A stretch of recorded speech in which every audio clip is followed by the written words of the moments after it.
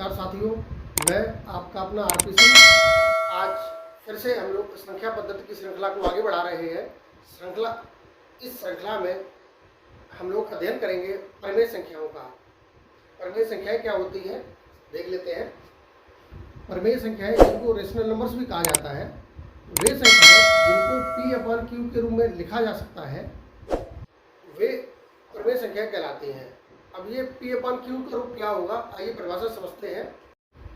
वे संख्याएं जिनको P/Q के रूप में लिखा जा सकता है परिमेय संख्याएं कहलाती हैं। कंडीशन है यहाँ पर P/Q के रूप में लिख सकते हैं, लेकिन यहाँ Q नॉट इक्वल टू 0 होगा। जहाँ Q नॉट इक्वल टू 0 होगा। अब ये समझ लीजिए P/Q का रूप क्या है और Q 0 क्यों नहीं होना चाहिए। यहाँ आप जानते हैं ऊपर जो संख्या लिखी होती है, ऊपर जो अक्षर लिखा होता है, जैसे यहाँ हम अगर 5/6 की बात कर लें तो इस 5/6 में ऊपर जो अंश है और नीचे हर होता है। अगर हर 0 है, यहाँ Q का मतलब लिखा है Q not equal to 0, Q कहाँ है, नीचे है, यानी कि हर के रूप में है। हर कभी भी 0 नहीं होना चाहिए। क्यों नहीं होना चाहिए? अगर यहाँ 5/0 होता तो ये वैल्यू इनफिनाइट हो जाती, अनंत हो जाती, अपरिमित हो जाती। इस वजह से यहाँ नीचे कभी 0 नहीं आना चाहिए। ये यहाँ स्पष्ट रूप से समझाया गया है Q not equal to 0, Q का मान 0 नहीं होना चाहिए। ऐसी कोई भी संख्या जिसको P/Q के रूप में लिखा जा सकता है। अब ये P/Q का रूप क्या है, बचपन से हम लोग सीखते आए हैं, P/Q के रूप में नहीं लिख पाए तो वो क्या चीज़ है, इसको आइए डिटेल में समझते हैं। आप लोगों ने पूर्णांक पढ़े थे, मैंने आपको पूर्णांक के बारे में बताया था। पूर्ण संख्याओं में ऋणात्मक संख्याओं को शामिल करने पर पूर्णांक प्राप्त होते हैं। याद रखेंगे, सभी पूर्णांक पर परिमेय संख्याएं होती हैं। सभी पूर्णांक परिमेय संख्याएं होती हैं। याद रखेंगे, सभी पूर्णांक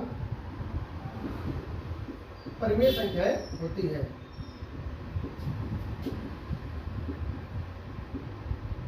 परिमेय संख्याएं होती हैं। देखिए पूर्णांक क्या होते हैं, जैसे -3, -2, -1, 0, +1, +2, +2, +3, ... ये सारे पूर्णांक परिमेय संख्याएं हैं। अब ये पहली कंडीशन आपकी आ गई, सभी पूर्णांक परिमेय संख्याएं होती है। दूसरी कंडीशन ये है, दो पूर्णांकों के भागफल को भी परिमेय संख्या कहते हैं। दो पूर्णांकों के भागफल को, दो पूर्णांकों के भागफल को, दो पूर्णांकों का भागफल क्या, कंडीशन याद रखेंगे, Q नॉट इक्वल टू 0 होना चाहिए। कोई भी दो पूर्णांक आप ले लीजिए, जैसे हमने लिख लिया 5/8, 3/7, -4/9। माइनस में भी ले सकते हैं, क्योंकि पूर्णांक हमारे शून्य पूर्णांक, धनात्मक पूर्णांक और ऋणात्मक पूर्णांक, तीन प्रकार के पूर्णांक होते हैं। शून्य नीचे ना हो, शून्य हर के रूप में ना हो, शून्य डिनोमिनेटर के रूप में ना हो। उसके बाद आप कोई भी दो पूर्णांकों का भागफल लिख लेंगे, वो सभी परिमेय संख्याएं होंगी। जैसे आपने लिख लिया 11/-13 है। माइनस पूर्णांक ऊपर हो, अंश के रूप में हो अथवा हर के रूप में हो, कोई फर्क नहीं पड़ता है, वो सभी पूर्णांक ही है। और पूर्णांक अगर है तो वो परिमेय संख्याएं होंगी। ये आप याद रखेंगे। कोई भी दो पूर्णांक आप ले लीजिए, कोई भी दो पूर्णांकों का भागफल हो, बस हर के रूप में शून्य ना हो, वो परिमेय संख्या ही होगी। अब लिख लें 5/-16 -14/22। कोई भी संख्या, कोई भी दो पूर्णांक जिनका भागफल करेंगे वो सभी परिमेय संख्याएं होंगी। ये आप याद रखेंगे। फिर से समझ लेते हैं, एक बार रिपीट कर लेते हैं। वे संख्याएं जिनको P/Q के रूप में लिखा जा सकता है परिमेय संख्या कहलाती हैं। पहली बात ये हो गई। अब ये P/Q के रूप में लिखेंगे, लेकिन कंडीशन दी गई है, वहां Q नॉट इक्वल टू 0 है। P/Q के रूप में लिख सकते हैं, लेकिन Q 0 नहीं होना चाहिए। अब ये Q क्या है? Q है डिनोमिनेटर, हर, जिसको हम लोग कहते हैं। भिन्न में अंश और हर दो चीजें होती हैं। अंश ऊपर लिखी हुई संख्या को कहते हैं, हर नीचे लिखी हुई संख्या को कहते हैं। हर या डिनोमिनेटर वो शून्य नहीं होना चाहिए, बस शून्य को नहीं होना चाहिए। हमने अभी आपको बताया था, जैसे लिखा हो 3/0, 3/0 अगर लिखा है तो इसकी वैल्यू इनफिनाइट हो जाएगी, अनंत हो जाएगी, अपरिमित हो जाएगी। इस वजह से इसको हम क्यूब के रूप में 0 कभी नहीं लिखते हैं। अब देखिए सभी पूर्णांक, जितने भी पूर्णांक है वो सब परिमेय संख्या है। आप कोई भी पूर्णांक लिख लें, चाहे वो धनात्मक हो, चाहे ऋणात्मक हो, चाहे शून्य पूर्णांक हो, या आप शून्य को भी लिख सकते हैं, चाहे वो शून्य पूर्णांक हो, वो सभी परिमेय संख्याएं हैं। दूसरी कंडीशन क्या हो जाएगी, किन्हीं भी दो पूर्णांकों के भागफल को हम लिख लें, जैसे मैं यहाँ लिखा हुआ है, कोई भी दो पूर्णांक लिख लें, चाहे माइनस का हो चाहे पॉजिटिव हो, वो दो पूर्णांकों के भागफल को हम परिमेय संख्या ही कहेंगे। कंडीशन बस इतनी सी है कि हर के रूप में शून्य नहीं होना चाहिए। शून्य क्यों नहीं होना चाहिए वो भी मैंने आपको बता दिया। शून्य अगर हर के रूप में होगा तो वो पूरी वैल्यू इन्फिनाइट हो जाती है, अनंत हो जाती है, अपरिमित हो जाती है। इस वजह से शून्य कभी भी हर के रूप में, क्यू के रूप में नीचे नहीं होना चाहिए। ये परिमेय संख्याओं का एक संक्षिप्त विवरण है जो आपको समझ में आया होगा। संख्या पद्धति में हम लोग अध्ययन करेंगे अपरिमेय संख्याओं का, रेशनल नंबर्स जिनको कहते हैं अपरिमेय संख्याएं। अपरिमेय संख्या क्या होती हैं ये हम जानने से पहले एक बार फिर से रिवीजन कर लें कि परिमेय संख्या हमारी क्या होती थी। परिमेय संख्या वे होती हैं जिनको हम P/Q के रूप में लिख सकते हैं जहां Q ≠ 0 होता था। अब अपरिमेय संख्याएं क्या होंगी, वे संख्याएं जिनको P/Q के रूप में नहीं लिखा जा सकता है वो अपरिमेय संख्याएं होती हैं। आइए परिभाषा देखते हैं। अपरिमेय संख्याएं क्या होंगी, वे संख्याएं जिनको P/Q के रूप में नहीं व्यक्त किया जा सकता है अपरिमेय संख्याएं कहलाती हैं। वे संख्याएं जिनको P/Q के रूप में नहीं लिख सकते हैं अपरिमेय संख्याएं क्या कहलाती हैं। P/Q के रूप में न लिखा जा सके तो वो क्या होंगी, अपरिमेय संख्याएं होंगी। अब इनके उदाहरण किस प्रकार से होंगे, आपने पढ़ा था 5/8 लिखा है, इस रूप में लिखा जा सकता है तो ये परिमेय होती थी। ये क्या संख्या होती थी, परिमेय होती थी।